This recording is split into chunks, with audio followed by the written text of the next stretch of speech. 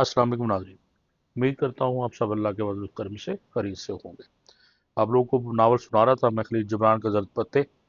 बस किसी वजह से काफ़ी देर से ये उसकी आखिरी किस्त पेश कर रहा हूँ। उम्मीद है कि आप लोगों को पूरा नावल बहुत पसंद आया होगा। 2 महीने गुजर गए और खलील बराबर अपनी रूह के इसरार से देहातियों के दिलों को आशना करता रहा। उनके हकूक़ व वाजबात के नाजुक पहलू हर रोज़ उनसे बयान करता रहा। लालची राहिबों की ज़िंदगी का नक्शा उनके सामने खींचता रहा। जालिम हाकिमों के वाक़यात उनके सामने दोहराता रहा।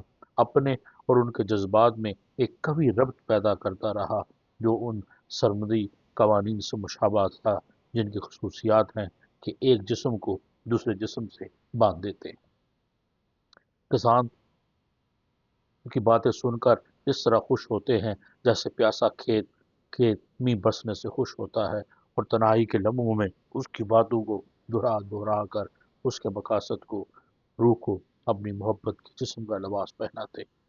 वो पादरी इलियास से बिल्कुल बेखौफ व बेपरवाह थे जो अपने खलीफ शेख अब्बास का जुर्म ज़ाहिर होने के बाद से उनके पास आने जाने लगा था। अब वो उनसे ऐसी नरमी से पेश आता जैसे मोम।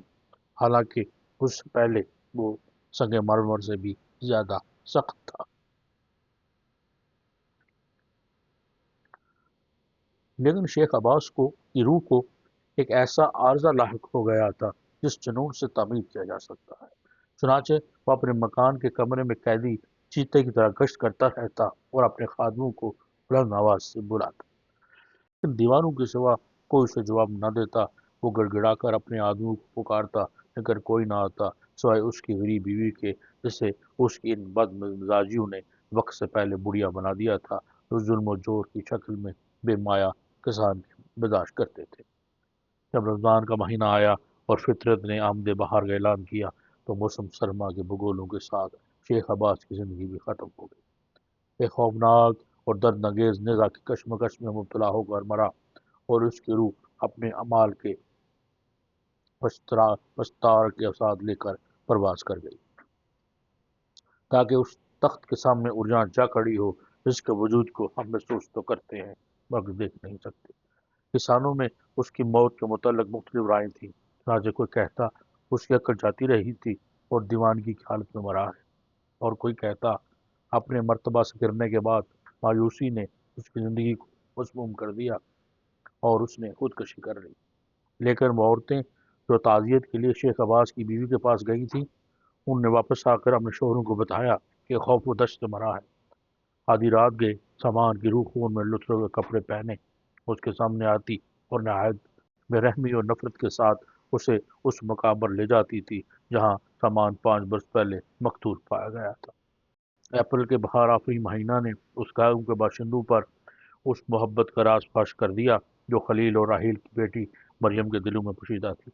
उनके चेहरे खुशी से चमक उठे और दिल पूरे मुसर्रत से नाचने लगी। अब उन्हें उस नौजवान के चले जाने का खौफ न रहा जिसने उसके दिलों को बेदार करके एक ऐसी एक ऐसे दायरे में पहुंचा दिया था जो उनके मरकज के एतबार से कहीं वसी और बुलंद था। वो एक दूसरे को मुबारकबाद देते कि नौजवान उनमें से हर एक का कभी हमसाया और महबूब दामाद हो गया था।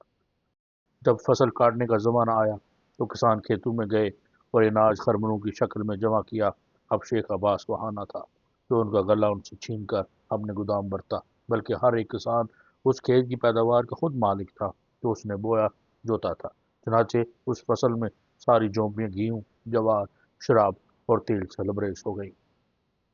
खलील अब भी किसानों के रंज और राहत में हिस्सा लेता रहा और गला जमा करने, गुरु का रस्म जोड़ने, फाल तोड़ने में उनके साथ देता रहा। अब उस गाँव में कोई न था जो मोहब्बत और गर्मजोशी के सिवा किसी पर फकीर जिताता था। उस वक्त से लेकर आज तक उस गाँव का हर किसान खुशी खुशी उस खेत की पैदावार हासिल करता है जिस पर उसने अपनी मेहनत सर्फ की है, और इत्मीनान से उस बाग के फल जमा करता है जिसे उसने अपनी कुफ्त बाजू से सींचा है। अब ज़मीन उस शख्स की मलकियत है जो उसे बोए और बाग उस शख्स का हिस्सा है जो उन्हें लगाए और उनकी निगरानी करे। और अब के उस वाक़ये को गुज़रे 50 बरस हो चुके हैं और बेदारी ने अहले लुबनान की आंखें खोल दी हैं। जब कोई मुसाफिर सनोबर के जंगली तरफ जाने वाली सड़क पर से गुजरता है तो खड़ा हो जाता है اور اس گاؤں کی خوبیوں کو غور سے دیکھنے لگتا ہے تو وادی کے کنارے دلہن کی طرح بنا سنوارا نظر آتا ہے۔ اس کی جھونپڑیاں اب خوبصورت گھروں میں تبدیل ہو گئی ہیں، جن کے چاروں طرف سب چراگاہیں اور ہرے بھرے باغ ہیں۔ اگر اس گاؤں کے کسی باشندے سے شیخ عباس کے متعلق پوچھا جاتا ہے تو وہ ایک ٹوٹے ہوئے پتھر اور گری ہوئی دیوار کی طرف اشارہ کر کے کہتا ہے، یہ شیخ عباس کا محل ہے اور یہ اس کی تاریخ زندگی ہے۔ اور اگر خلیل کے متعلق دریافت کیا جاتا تو آسمان کی طرف اپنا ہاتھ اٹھا کر جواب دیتا ہے، ہمارا نیک اور پاک باز خلیل وہاں رہتا ہے، لیکن اس کی تاریخ حیات ہمارے بزرگوں نے شعائی حروف میں ہمارے صفحات قلم پر لکھی ہے، جسے شام و شہر کی گردشیں محو نہیں کر سکتی۔